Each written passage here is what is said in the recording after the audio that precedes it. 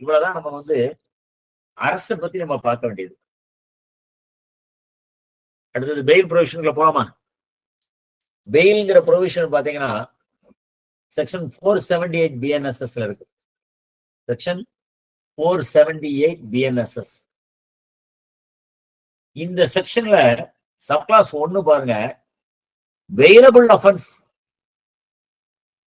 குற்றச்சாட்டுக்கு உள்ளான அவர்கள் கைது செய்யப்பட்டாலோ காவலில் வைக்கப்பட்டிருந்தாலோ அல்லது நீதிமன்றத்தில் நீதிமன்றத்தில் இல்ல முன்னிலையானாலோ, அப்பியேஷன் மட்டும் தான் கொடுத்திருப்பாங்க, ஆர் பிராட் பிஃபோர் ஏ கோர்ட், நீதிமன்றத்தின் முன்னால் முன்னிலைப்படுத்தப்பட்டாலோ, இந்த 4 சூழ்நிலைகளில் எந்த சூழ்நிலையானாலும் சரி ஒரு நபருக்கு எதிராக நான் பெயிலபிள் அஃபென்ஸ் கமிட் பண்ணப்பட்டதாக சொல்லப்பட்டதா நேரடியாக இங்க சொல்லப்பட்டிருக்கு. ஆனா இதோட உள்ள அர்த்தம் என்னன்னு பாத்தீங்கன்னா, யார் ஒருவர் வினைவிடை குற்றங்களை செய்ததாக ஒரு குற்றச்சாட்டுக்கு உள்ளாக்கப்பட்டு கைது செய்யப்படுறாரோ அவரை என்ன செய்யணும்? Shall be release on fail. அதாவது எதிர்மறையாக பார்த்தீங்கன்னா அதுக்கான அர்த்தம் அதுதான். இப்ப நான் பெயிலபிள் அஃபென்ஸ் கமிட் பண்ணப்பட்ட ஒரு நபர் கைது செய்யப்பட்டாலோ அல்லது நீதிமன்றத்தில் ஆஜராகப்படுத்தப்பட்டாலோ அப்பியர் ஆனாலோ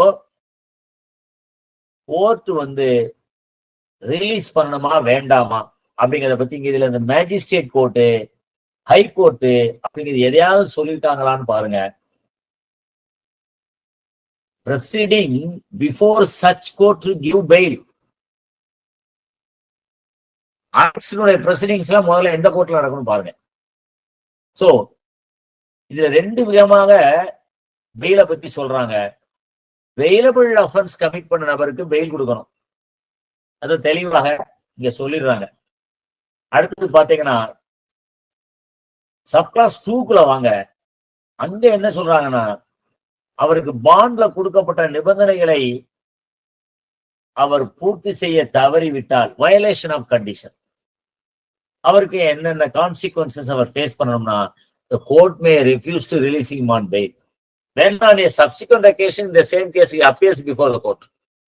So முதல்ல அவர் ரிலீஸ் பண்றாங்க சப்கிளாஸ் 1ல, 478 சப்கிளாஸ் 1ல ரிலீஸ் பண்றாங்க with some conditions when he executed a bond.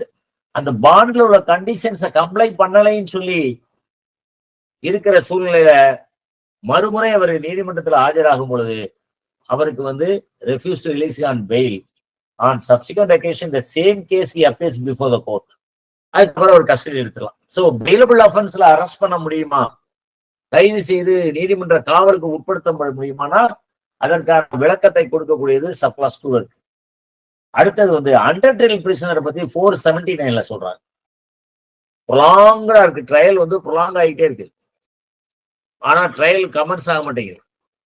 அந்த மாதிரியான அண்டர் ட்ரையல் பிரிசனர்ஸ்க்கு சில உரிமைகளும் அரசுக்கு சில கடமைகளும் நீதிமன்றத்தின் மூலமாக கொடுக்கப்பட்டிருக்கு. என்னன்னு கேட்டீங்கன்னா, அண்டர் ட்ரையல் பிரிசனர் ஒருத்தன் செய்த குற்றம் அதற்கான தண்டனை என்பது ஆயுள் காலமோ மரண தண்டனையோ இல்லாத பட்சத்தில், அப்போ இந்த குற்றங்கள் இந்த தண்டனைக்குரிய குற்றங்களை தவிர வேற குற்றங்கள்ல அதனுடைய தண்டனை காலத்துல பாதி காலத்தை ஜெயில அண்டர் ட்ரையல் பிரிசனராகவே கழித்து கொண்டிருக்கான்னு சொன்னா அவனை பெயில் விட்டலாம். பாதி காலகட்டம் குற்றத்தை நிறுவனம் செய்தால் தண்டிப்பதற்கான காலகட்டம் என்னவோ அதில் பாதி காலகட்டத்தை அவன் ஏற்கனவே விசாரணை சிறைவாசியாகவே இருந்து கழித்து விட்டான் என்றால் அவனை ரிலீஸ் பண்ணிடலாங்க. அதுக்கப்புறம் ஃபர்ஸ்ட் டைம் அஃபண்டராக இருக்கிறான்னு வைங்க, அல்லது இதற்கு முன்னால் எந்த குற்றத்திலையும் அவர் தண்டிக்கப்படாத நபராக இருக்கிறார், first offender and has not been convicted in any offense in the past, அவரையும் என்ன செய்யலாம், 1/3 of the maximum period of imprisonment specified for such offense under that law. அவன் 1/3 of the period of the maximum sentence, அதிகபட்சமா அவருக்கு என்ன தண்டனை கொடுக்க முடியுமோ அதுல 1/3 பகுதியை அவர் சிறைவாசியாக விசாரணை சிறைவாசியாகவே இருந்து கழித்து விட்டால் அவரையும் பெயில விடலாம். ஸோ பெயில் ப்ரொவிஷன்ல வந்து ஒரு பேலன்ஸ் வியூவை தான் சிஆர்பிசிலே இருந்தது, BNS because of article 21. So victim oriented justice, accused oriented justice, accused oriented ஜஸ்டிஸை எந்த இடத்துல எல்லாம் கொடுக்கலாம் சொன்னா, அரஸ்ட்ங்கிற இடத்துல கொடுக்கலாம், பெயிலுங்கிற இடத்துல கொடுக்கலாம், ட்ரையல்லையும் கொடுக்கலாம். அதுக்கப்புறம் எந்த வகையிலும் கொடுக்க முடியாது when he is convicted. அதுக்கு சில வழிமுறைகள் வெவ்வேறு சட்டத்துல சொல்லப்பட்டிருக்குன்னு. அடுத்தது இந்த மாதிரி இந்த 479ல அண்டர் பிரிசனர் பெயில விடும்பொழுது ப்ராசிக்யூட்டர்ட்ட ரைட் ஆஃப் ஹியரிங்க ப்ராசிக்யூஷன் கொடுக்கணும். அதை பத்தி சொல்ல முடியாது proviso clause, first proviso clause. ரெண்டாவது ப்ரொவிசர் கிளாஸ்ல என்னன்னு பாத்தீங்கன்னா, maximum period of imprisonment provided for the said offence under that law. ஒரு குற்றத்திற்கு தண்டிக்கப்பட வேண்டிய காலகட்டத்தை விட அதிகமான காலகட்டத்துக்கு அவர் அண்டர் ட்ரையல் பிரிசனராக இருந்தால் immediately he should be released on bail. இதை சொல்லக்கூடியதுதான் அண்டர் ட்ரையல் பிரிசனர்ஸ்க்கான ஒரு உரிமையாக அதை வச்சிருக்காங்க. Safeguard to personal liberty of under trial prisoner. To protect the right of the under trial prisoner is given under section 479 BNSS. அடுத்தது 480. When bail may be taken in case of non-bailable offences. 478 bailable offences, 480 non-bailable offences. இங்க என்ன சொல்றாங்கன்னு பாத்தீங்கன்னா, any person accused of or suspected the commission of any non-cognizable offense is arrested, detained, appears or brought. இந்த 4 கான்டெக்ஸ்ட்லயும் பாக்குறாங்க. appears or brought before a court other than high court and court of sessions. So இந்த 2 கோர்ட்டை தவிர ஏனைய நீதிமன்றங்கள்னா எந்த நீதிமன்றத்தை சொல்றாங்க அவங்க? மேஜிஸ்ட்ரேட் கோர்ட் சொல்றாங்க. ஈவன் சிஜிஎம்ஆ இருக்கலாம், எம்எம்ஆ இருக்கலாம், judicial magistrate of the first class. இந்த கோர்ட் முன்னாடி யாரும் பாருங்க, other than high court and court of sessions. இது நடைமுறையில நம்ம எப்படி பயன்படுத்திட்டு வராங்க பாத்தீங்கன்னா, இந்த செக்ஷனுக்கு கான்ட்ரவரியாக இருக்கும். சில மாநிலங்கள்ல இந்த செக்ஷன் தெளிவாக பயன்படுத்துறது. உதாரணத்துக்கு கேரளா ஸ்டேட் எடுத்துக்கிட்டீங்கன்னா இந்த 480 சப்ளாஸ் 1 ரொம்ப தெளிவாக பயன்படுத்துவாங்க.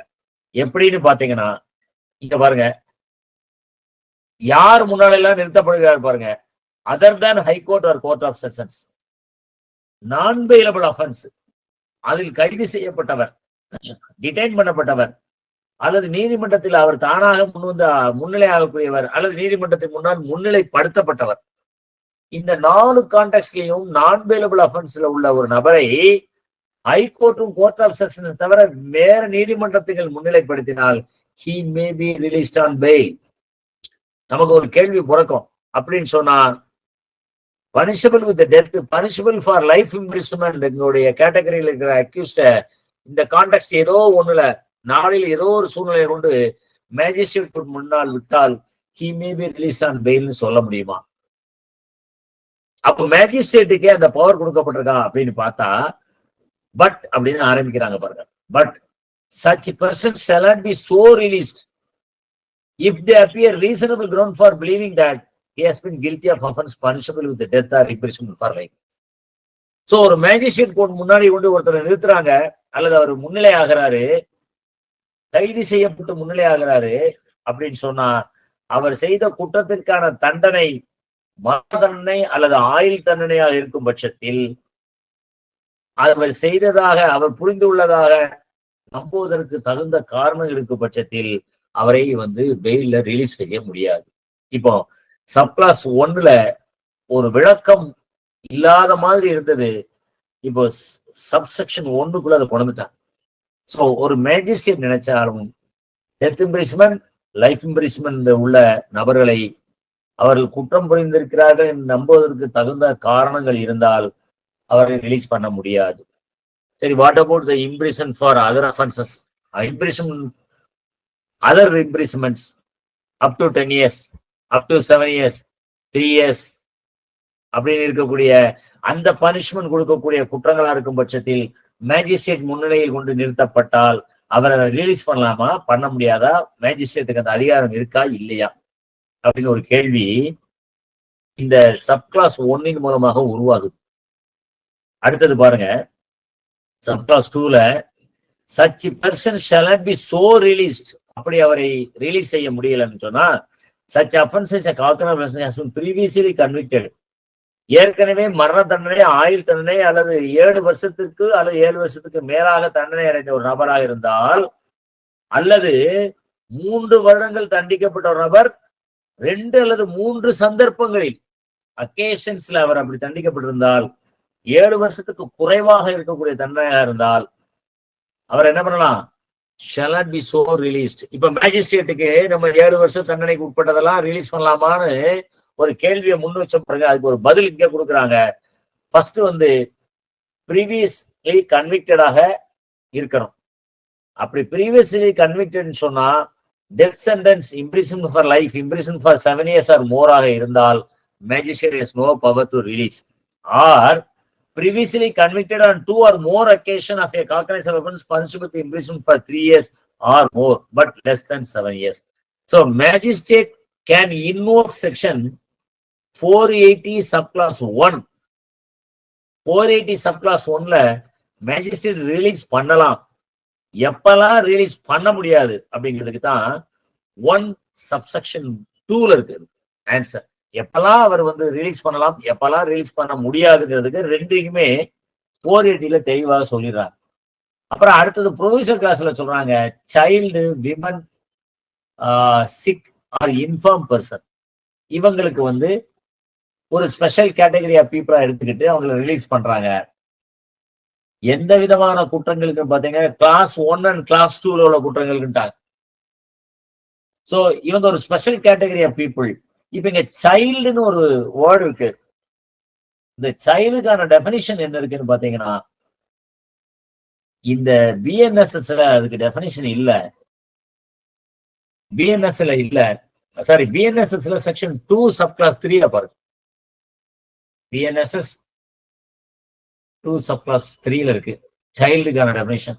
ஆனா சிஆர்பிசில இந்த சைல்டுக்கான டெபினிஷன் அப்படியே கொடுத்துருந்தாங்க. 437 சப்கிளாஸ் 1. 437 சப்கிளாஸ் 1 ஃபர்ஸ்ட் ப்ரொவிஷனல் கிளாஸ்ல நேரடியாக சொன்னாங்க அண்டர் 16 years ஆஃப் ஏஜ். சைல்டுங்கிற வார்த்தை அங்க இருக்காது அந்த செக்ஷன்ல. அண்டர் 16 years ஆஃப் ஏஜ்னு சொல்லிட்டாங்க. ஸோ இப்ப சைல்டுக்கு டெபினிஷன் நம்ம இங்க போய் எடுத்துக்க வேண்டியதான். அதே மீனிங்கை தான் இங்கேயும் கொடுக்குறாங்க.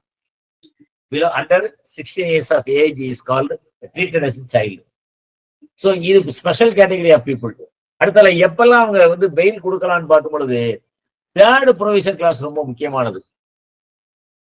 என்ன சொல்றாங்கன்னா, but for test identification, but for pending of the test identification during investigation or for police custody beyond the first 15 days. இது ரொம்ப முக்கியமான வார்த்தை. ஓல்டு சிஆர்பிசில இந்த வார்த்தை கிடையாது. ஓல்டு சிஆர்பிசில இந்த ப்ரொவிஷனல் கிளாஸ் இருக்கு. இந்த third provisional clause appended to section 480 subclause 1 அங்கே இருக்கு சிஆர்பிசில. ஆனா or for police custody beyond first 15 days அப்படிங்கிற வேர்டு அங்க இல்ல. அந்த சென்டென்ஸ் இங்கதான் உருவாக்கப்பட்டிருக்கு. அதுக்கான காரணம் நம்ம வேற கான்டெக்ட்ல வேற ஒரு சூழ்நிலை வரும்போது பார்ப்போம்.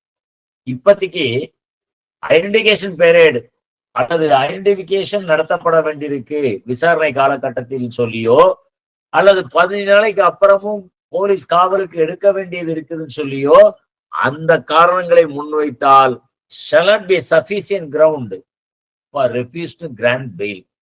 அப்படின்னா என்ன அர்த்தம்? இந்த 2 காரணங்களையும் சொல்லி பெயிலை மறுக்க முடியாது.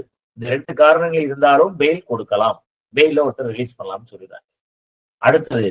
அடுத்த ஒரு ப்ரொவிஷன் கிளாஸ், 4th ப்ரொவிஷன் கிளாஸ்ல ஒரு குறிப்பிட்ட தண்டனை பெறக்கூடிய குற்றங்கள், death, life for 7 years or more எப்படி ரிலீஸ் பண்ணணும்னா, ரைட் ஆஃப் ஹியரிங் டு ப்ராசிக்யூஷனுக்கு அவசியமாக கொடுக்கணும். இந்த மாதிரி தண்டனைக்குரிய குற்றங்களுக்கு right of hearing to prosecution must be given before the accused be released on fail.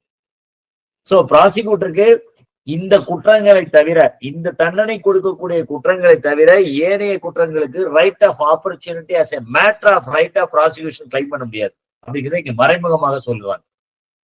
ஏனைய குற்றச்சாட்டுகளுக்கு உள்ளாகக்கூடிய, ஏனைய தண்டனைக்கு உள்ளாகக்கூடிய குற்றங்களை புரிந்த நபர்களுக்கு right of hearing to prosecution mandatory அப்படி கோர்ட் கொடுக்கணுமானா அது அவசியம் இல்லை. ஆனா இந்த தண்டனை பெறக்கூடிய குற்றங்கள் death, life, 7 years or more இந்த தண்டனைக்குரிய குற்றங்களுக்கு உள்ளாக்கப்பட்ட நபர்களை ரிலீஸ் செய்யும் பொழுது right of hearing to prosecution is essential அப்படிங்கிறத வலியுறுத்துறாங்க 4th ப்ரொவிசர் கிளாஸ்ல. அதுக்கப்புறம் சப்சிக்வெண்டா பாத்தீங்கன்னா சப்கிளாஸ் 2ல at any stage of the investigation, inquiry or trial, they are not reasonable ground for believing that the accused has committed a non-bailable offense. So during the course of inquiry, during the stage of investigation, during the course of trial, இந்த நபர் யார் ஒரு குற்றச்சாட்டுக்கு உள்ளாயிருக்கிறானோ அந்த நபர் வந்து நான் bailable offence commit பண்ணதாக எந்த நம்புவதற்கு தகுந்த முகாந்தரங்கள் எதுவும் இல்லைன்னு தெரிஞ்சிட்டா accused shall be released on bail subject to the provisions of section 492. 492ல வந்து conditions stated in the bond and it violates the conditions stated in the bond, there would be an action for future. So அதை உட்படுத்தி அந்த நபரை வந்து என்ன பண்ணலாம், immediately it should be released on bail or at the discretion of such officer of the court on executing a bond for his appearance as hearing after provided. So bond execute பண்ண சொல்லி இதுக்கு பின்னால என்னென்ன நிபந்தனைகள் என்னென்ன செக்ஷன்ல சொல்லப்பட்டிருக்கோ அதை உட்படுத்தி அவங்க ரிலீஸ் பண்ணலாங்க. அடுத்த சப்கிளாஸ் 3ல பாத்தீங்கன்னா accused or suspected of the commission of the offense punishable with which may be extended 7 years or more or some chapter சொல்றாங்க. அதுல அப்பார்ட்மெண்ட் வருது, கான்ஸ்பிரசி வருது, அட்டெம்ப்ட் கமிஷன் வருது. இதெல்லாம் இவங்களை ரிலீஸ் பண்ணலாம். ரிலீஸ் பண்ணும்போது ஷால் இம்போஸ் த கண்டிஷன், நிபந்தனைகள் உட்படுத்து இந்த சாப்டர்ல சொல்லப்பட்டுள்ள குற்றங்களை புரிந்தவர்களை நிபந்தனைகள் உட்பட்டு வினயத்தில் விடலாம். அப்படி நிபந்தனைகள் எப்படிப்பட்டதா இருக்குன்னு சொன்னா shall attend in accordance with the conditions of bond executed. Bond execute பண்ணும் பொழுது அதுல என்ன நிபந்தனைகள் இருக்கோ அந்த நிபந்தனைகளை வந்து அவர் வந்து கட்டாயமாக கடைபிடிக்க வேண்டும் என்ற ஒரு நிபந்தனை அடிப்படையில் ரிலீஸ் செய்யலாம். இப்படி சில நிபந்தனைகளை சொல்றாங்க. கடைசியா ஒரு நிபந்தனை சொல்றாங்க பாருங்க, may also impose in interest of this such other condition as it consider necessary. எப்பொழுதுமே ஒரு கான்செப்ட் உண்டு, imposing condition not amounting to conviction. Imposing condition upon an accused when he is released on bail does not equal to conviction. So நிபந்தனையை சுமத்துறன்னு சொல்லி அவனுக்கு தண்டனைக்குரியத மாதிரி கொடுத்துடக்கூடாது. அப்படி என்றால் such a condition as it consider necessary என்னெல்லாம் கொண்டு வர முடியுங்கிறது அந்தந்த வழக்கை தான் அந்தந்த நீதிமன்றம் தான் முடிவு செய்ய முடியும். Say for example not to visit the scene place அப்படின்னு ஒரு சில நேரத்துல கொடுப்பாங்க. Not to leave from India, not to leave from the particular state, not to enter the particular state. இப்படி எல்லாம் சில கண்டிஷன்ஸ் கொடுக்கலாம். அதுக்குதான் இந்த கண்டிஷன் இங்க இப்படி வச்சிருக்காங்க, such other condition as it consider necessary.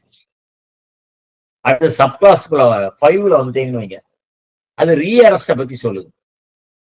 ரீஅரெஸ்ட், if it consider it necessary so to do, direct that person be arrested and commit him to custody.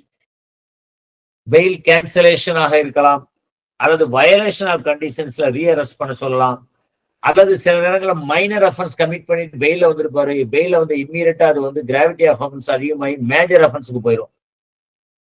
ஒரே ஒரு ஜட்ஜ்மெண்ட் ஒன்று உண்டு, செக்ஷன் 324 ஐபிசில ரிலீஸ் ஆவாரு.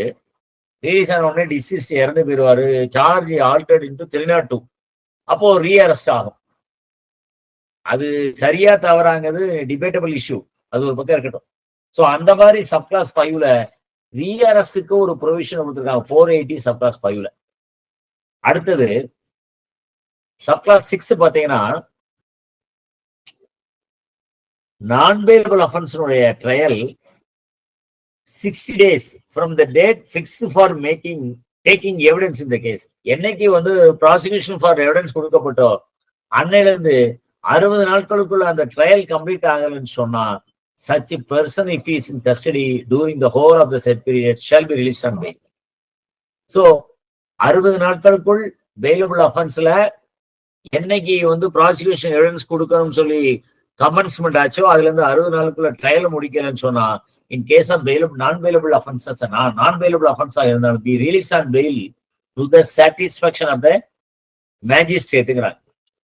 So எந்தெந்த ஸ்டேஜ்ல எல்லாம் என்னென்ன அஃபென்சஸ்க்கெல்லாம் யார் யாருக்கு பெயில் கொடுக்கலாம், யார் யாருக்கு கொடுக்கப்பட்ட பெயில் எப்பொழுது கேன்சல் செய்யப்படலாம், யார் யாருக்கு கொடுக்கப்பட்ட பயலுக்கு என்னென்ன நிபந்தனைகளை விதிக்கலாம், இப்படி எல்லாம் சொல்லக்கூடிய ஒரு செக்ஷன் தான் 480. சரியா? 480 BNSS corresponds to section 437 CRPC. 437 உடைய கரஸ்பாண்டிங் ப்ரொவிஷனா தான் 480 BNSS உருவாக்கப்பட்டது. சரியா? அடுத்தது வந்து 481 BNSS. 481 BNSS. அது equivalent to corresponds to section 437 capital A CRPC. 437 capital A CRPC. So trial conclusion ஆறதுக்கு முன்னாடி ட்ரையல் கோர்ட், அப்பீல் முடிவதற்கு முன்னாடி அப்பலட் கோர்ட், இந்த இரண்டு கோர்ட்டுகளும் அந்த குற்றச்சாட்டுக்கு உள்ளான நபர்கிட்ட பாண்ட் எக்ஸிக்யூட் பண்ண சொல்லி உத்தரவு பிறப்பிக்க சொல்லலாம். அந்த பாண்ட் வாங்குறதுடைய நோக்கமே அவருடைய ஃபியூச்சர் அப்பியரன்ஸை உறுதிப்படுத்துவதற்கு தான். அப்படி அவர் பாண்ட் கேட்டு if the accused fails to அப்பியர்னா the bond stands forfeited and the procedure under section 491 apply அப்படின்னு சொல்றாரு. சோ கண்டிஷன்ஸ் பாண்ட்ல சொல்லப்பட்ட எது வயலேட் ஆயிடுச்சுன்னா section 491 BNSS would be applied அப்படிங்கறத பெயில பத்தி அவங்க முடிச்சிடுறாங்க. அடுத்தது வந்து ஆன்டிசிபேட்டரி பெயில் 482 BNSS. ஆன்டிசிபேட்டரி பெயில்ங்கிற ஒரு வாசகம் இந்த செக்ஷன்ல இருக்காது. ஆன்டிசிபேட்டரி பெயில்னு ஒண்ணு இருக்கா அப்படின்னு பாத்தீங்கன்னா மிஸ்னோமர் அப்படிலாம் ஒரு வார்த்தையோ அப்படி ஒரு பொய்யோ கிடையாது. அப்ப நம்ம வழக்கமா என்ன சொல்றோம்னா ஆன்டிசிபேட்டரி பெயில் தான் சொல்றோம். அது ஆன்டிசிபேட்டரி பெயில் நம்ம கலோக்கியலா சொல்ல ஆரம்பிச்சுமே ஒழிய அது உண்மையான பொருள் என்னன்னு பாத்தீங்கன்னா release the accused in the event of his arrest. Release the accused on bail in the event of his arrest.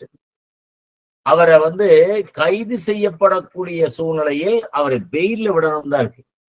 அவர் என்ன வாங்குறாரு கோர்ட்ல? இன் ஆன்டிசிபேஷன் ஆஃப் மை அரெஸ்ட், என்னை கைது செய்து விடுவார்கள் என்ற ஒரு எதிர்பார்ப்பில் எனக்கு பிணையம் கொடுங்கள் அவர் கேட்கிறாரு ஒழிய அது எதிர்பார்ப்பு பிணைங்கிறது தமிழ்ல நம்ம கொடுத்துக்கிட்ட வார்த்தையுடைய அப்படி ஒண்ணு ஆங்கிலத்துல இல்ல. இந்த 482லயும் பாத்தீங்கன்னா சப்கிளாஸ் 1ல டைரக்ட் தட் கடைசி வரி பாருங்க. சப்கிளாஸ் 1ல direct that in the event of such arrest he shall be released on bail அப்படின்னா. சோ கைது அவசியமா இல்லையான்னு ஒரு அதிகாரி முடிவு பண்றாரு, காவல் அதிகாரி. கைது அவசியம் சொன்னா அவர் கைது செய்து நீதிமன்ற காவலுக்கு உட்படுத்திடுறாரு. இது ஒரு ப்ராசஸ். கைது அவசியமா இல்லையான்னு சொல்லி முடிவு பண்ணி அவர் ஒரு சமன் அனுப்பி முடிவு செய்ய முடியாத சூழ்நிலையில ஒரு சமன் அனுப்பி அவரை வர சொல்றாரு. அவர் சமனில் சொல்லப்பட்ட நிபந்தனைகளுக்கு உட்பட்டு நடந்து கொள்கிறாருன்னு சொன்னா அதுக்கு அடுத்த கட்ட நடவடிக்கைக்கு அந்த அதிகாரி செல்ல வேண்டும். அல்லது அந்த சமன் கொடுத்து அவர் ஆஜரான உடனே கைது அவசியம் என்று நினைவு பண்ணால் அவர் காரணங்களை எழுதி கைது செய்ய வேண்டும். அல்லது அந்த சமனில் உள்ள நிபந்தனைகளை பூர்த்தி செய்ய கொடுக்கப்பட்ட காலகட்டங்களில் எல்லாம் அதை பூர்த்தி செய்யாவிட்டால் அரசு நெசசரி ஒரு முடிவு பண்றாரு. இப்படி எல்லாம் அங்க காரணங்கள் சொல்லப்பட்டிருக்கு. ஆனா கைது என்னை செய்யப்படுவேன் ஒரு எதிர்பார்ப்பில் அவர் ஒரு பிணையம் கேட்கிறார் என்றால் அதுதான் 482 சொல்லப்பட்ட ஒழிய அந்த ஆன்டிசிபேட்டரி பெயில்ங்கிற வார்த்தையை அவங்க அங்க பயன்படுத்தவே இல்லை. So in anticipation of arrest 482 also deals with bail in the event of the arrest அப்படித்தான் சொல்லணும். மற்றதெல்லாம் ஆஃப்டர் த அரெஸ்ட் பெயில்ங்கிற பிரச்சனை வரும்.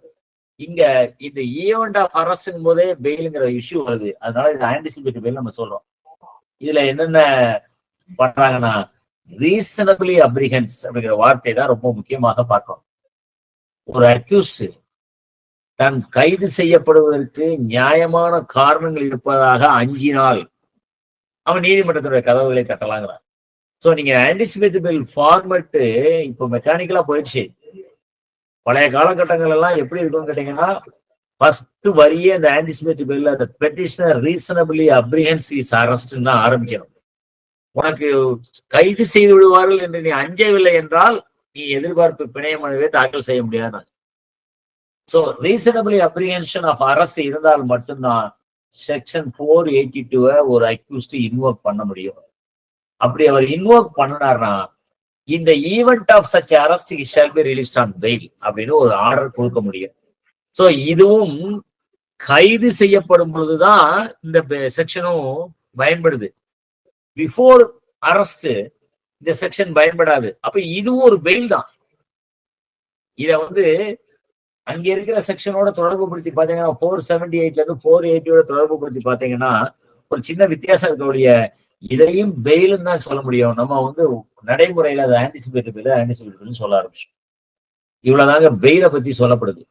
அப்புறம் 483 special powers of high court and sessions கோர்ட்டை பத்தி சொல்றாங்க. ஸோ அது கன்கரண்ட் ஜூரிஸ்டிக்ஷன் உள்ள ஒரு பவர். ஹைகோர்ட்டுக்கும் செஷன்ஸ் கோர்ட்டுக்கும் கன்கரண்ட் ஜூரிஸ்டிக்ஷன் இருக்கிறாங்க. இவ்வளவுதான் பெயிலை பத்தி ஷார்ட்டா நம்ம பார்க்க முடியும். சார் வணக்கம் சொல்லுங்க சார். 481ல சப் கிளாஸ் 1ல லாஸ்ட்ல ஃபோர்ஸ் ஃபார் 6 months இருக்குல்ல sir. Bail require accused to appear before next appellate கோர்ட்ல. 481 எஸ் சார். சப்செக்ஷன் 1 மட்டும் கொஞ்சம் சொல்லுங்க சார். என்னமா கேக்குறீங்க? 481ல சப்செக்ஷன் 1 சார். 1ல சார் லாஸ்ட்ல அந்த பெயில் ஃபோர்ஸ் ஃபார் 6 months இருக்குல்ல சார். அது மட்டும் கிளாரிஃபை பண்ணுங்க. Okay. Trial court before the conclusion of trial, appellate court before the dispose of the appeal அந்த அக்யூஸ்ட பாண்ட் எக்ஸிக்யூட் பண்ணி சொல்லி கேட்கணும். அந்த பாண்டை எக்ஸிக்யூட் பண்ணி கொடுக்கணும். அப்படி அந்த பாண்ட் எவ்வளவு நாளைக்கு நிலுவையில் இருக்கும்னா 6 மாசத்துக்கு ஃபோர்ஸ்ல இருக்கும். அப்ப again within 6 months after executing the bond, if the trial is not concluded, if the appeal is not disposed of, again the accused is directed to execute a bond, fresh bond. So இவர் execute பண்ணி கொடுக்கக்கூடிய bond 6 மாசத்துக்கு தான் அது நிலுவையில இருக்கும்னு அர்த்தம். 6 மாசம் முடிஞ்ச உடனே அப்பீல் முடியல அல்லது ட்ரையல் முடியலன்னா again he is directed to execute a bond அப்படின்னு அர்த்தம். சரியா? Okay sir. Thank you sir.